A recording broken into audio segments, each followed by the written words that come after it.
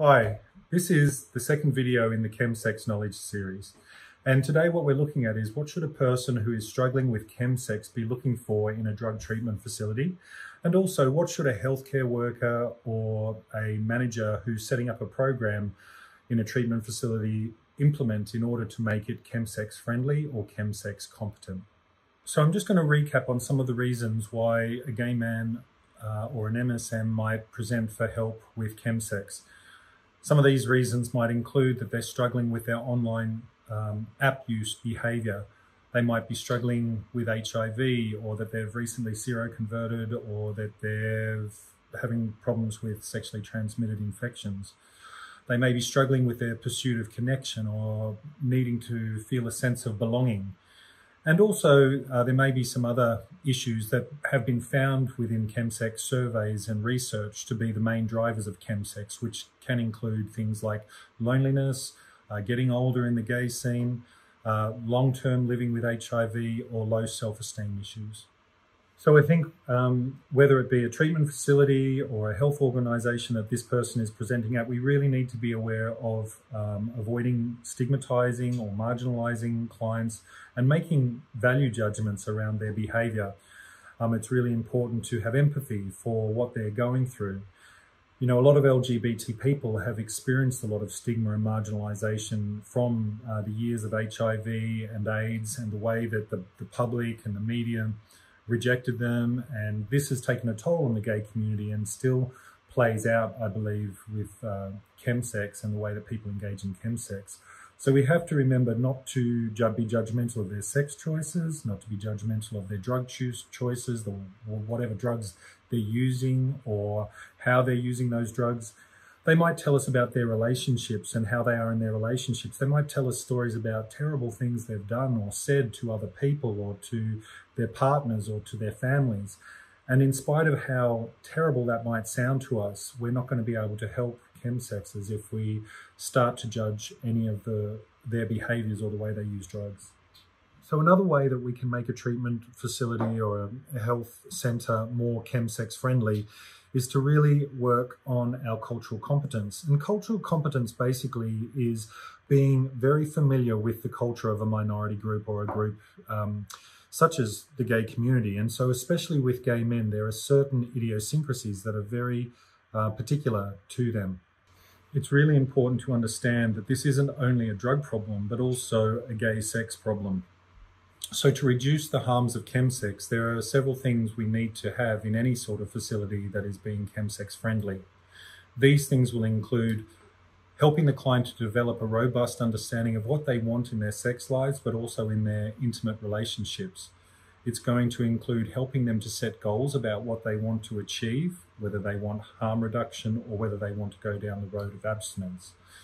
It's also going to be about helping them be better communicators and learning how to express their feelings and also identify their feelings and talk about them so that they don't avoid conflict or avoid the difficult feelings that come up around conflict, which is also a reason why sometimes people get involved with chemsex.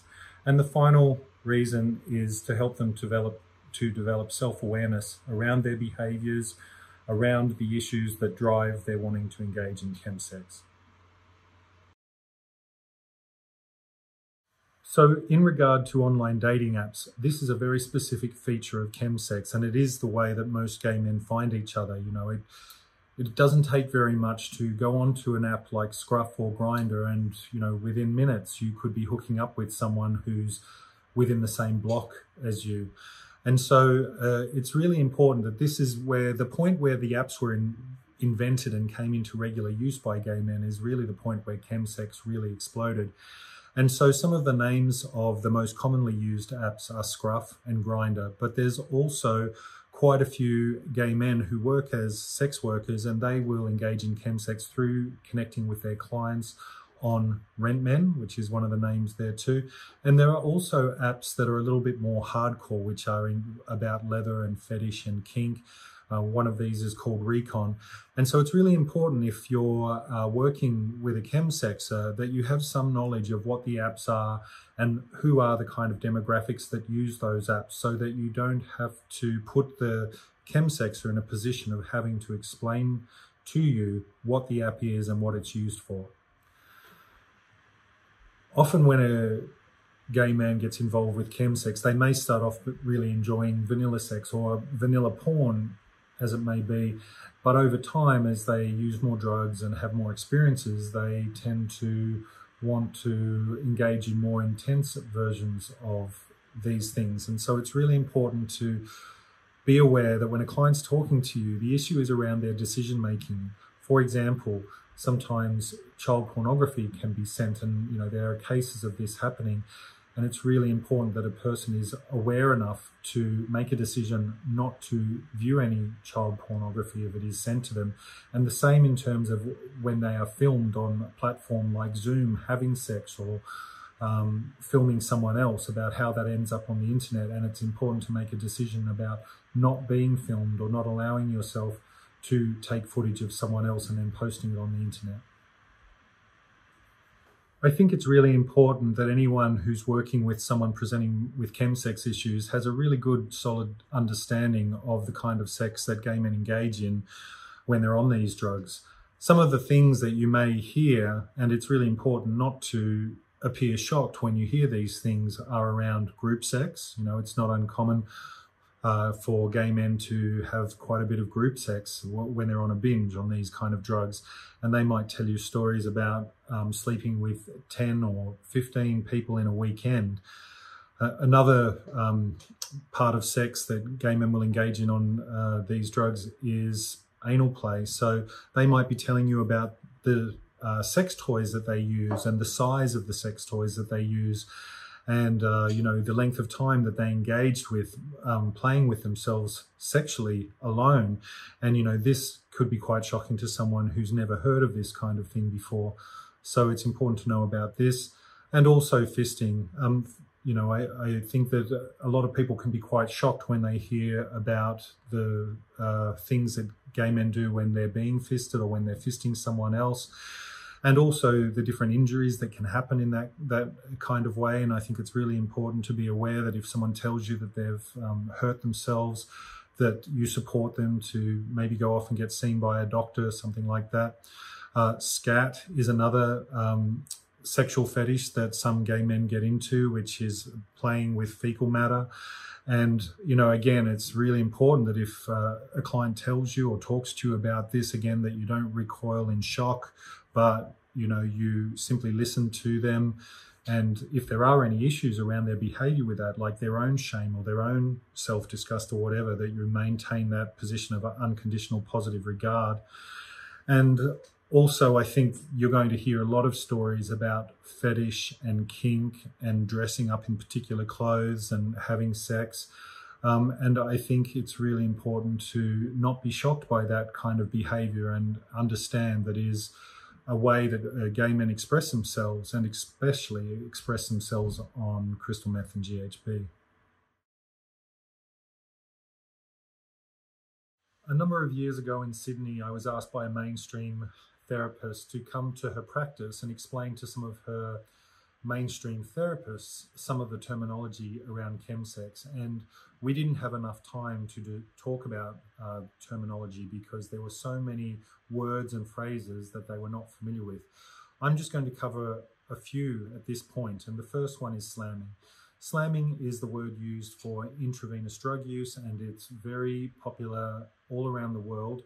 And it's also a word that can trigger a client very much too. So generally when I'm working with a client, I will always say intravenous drug use so as not to trigger the client. Another word that is commonly used with gay men around chemsex is booty bumping. And booty bumping is when a person anally inserts crystal meth, and there are many different methods of doing this. So they can do this with a syringe, and usually they'll mix the crystal meth with a solution and inject it that way. Sometimes they'll get a capsule and put the crystal meth in the capsule, but generally the syringe is the more popular way of booty bumping. Another phrase that you might hear gay men talking about, but is not so common, is bug chasing or blood swapping. And this is where a person might come to you and say that they had blood swapped with another client, whether sharing the same syringe or something like this. And that's when that person is actually looking to get the HIV virus, or in some cases it can be Hep C. And I know that this can sound very shocking to someone who's never heard of this before. And I think part of it is about the taboo of that. And I think some gay men will do it because that they know that there's medications these days that are going to stop them from dying. And nonetheless, this is, for some people, a very exciting part of their sexual behaviour when they're engaging in ChemSex.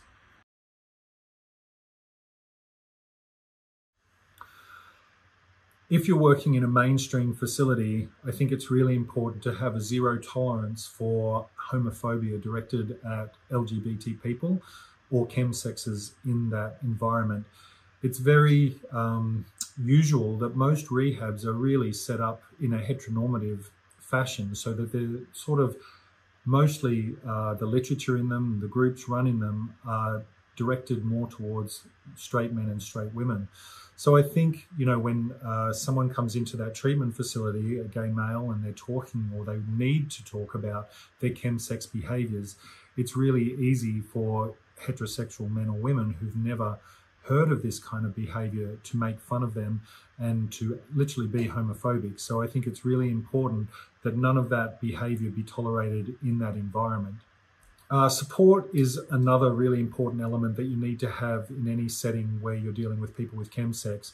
And I think that one of the things to be aware of is that in any group or any situation at any time, someone might be triggered by something that we're not even aware of. So it could be the use of a word like slamming, as I mentioned before, or it could be someone talking about the things that they did while they were high, and that can upset someone. Or someone might talk about a situation where they were sexually violated, and it might make trauma resurface for an individual.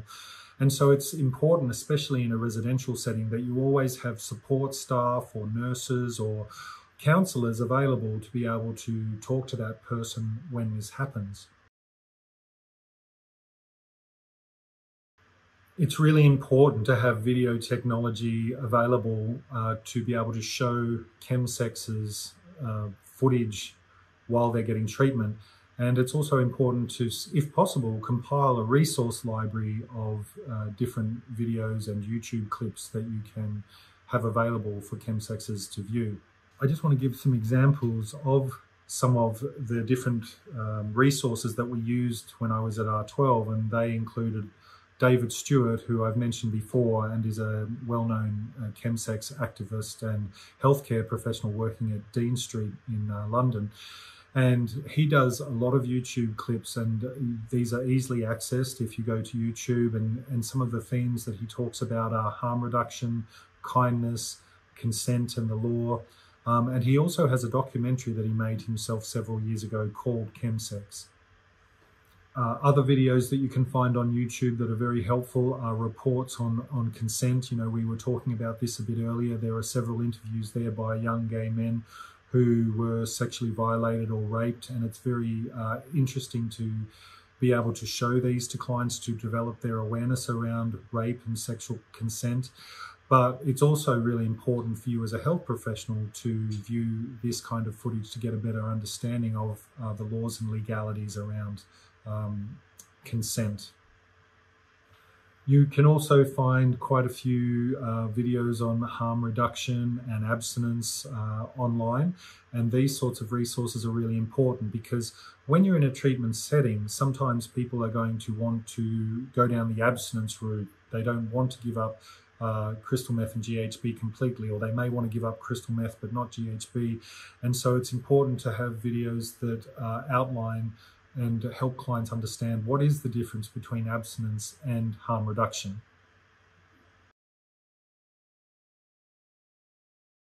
The next issue that's going to be really important to a health professional or a person looking for a rehab is going to be the length of the treatment. What we found a lot of the time in R12 is that clients really needed a minimum of 4 months to work on ChemSex issues if they were going to do residential treatment. Anything less than that often resulted with the client having a relapse and having to come back to treatment anyway. So, you know, if it were possible, I think in a residential setting, a ChemSex client needs to do a minimum of 4 months and as well do at least 2 months in aftercare housing after that. This, of course, is very difficult in some countries where, you know, rehabilitation costs a lot of money, but also in quite a few countries, where they have government-funded rehabs, it is possible to do longer time in treatment. And I think, as I said, 4 months is the absolute minimum for someone wanting to work on ChemSex issues. So most treatment facilities will have a halfway house or a 3/4 away house. This is a building where people who are leaving treatment can go to, and it's not as structured as the rehab actually is, and they're able to, you know, go out and sometimes get jobs or to study in these situations, but they still have to attend a meeting a week to check in and to let people know that they're doing okay. And so if you do have a rehab that has an aftercare building, then I think it's really important that you either have a healthcare professional in there who knows something about ChemSex so that they can support clients who are coming in, or if there's enough money to actually have a LGBT specific aftercare building, you know, so that the clients that are going there can be safe. And I have worked in situations where the aftercare building that has been offered to the LGBT client after rehab has not been LGBT specific, and there are no workers there that understand LGBT issues. And it can be quite traumatizing for the LGBT client going there and not being understood, or they can't talk about their ChemSex issues. And it's really important that that next step after rehab is a place that is safe for them and where people are going to have some knowledge of what ChemSex is and the idiosyncrasies around that. So this video has been all about what makes a ChemSex rehab or a ChemSex organisation ChemSex friendly for the person reaching out for help. And if you would like any more information about this, please check out my Instagram or go to my website for more information.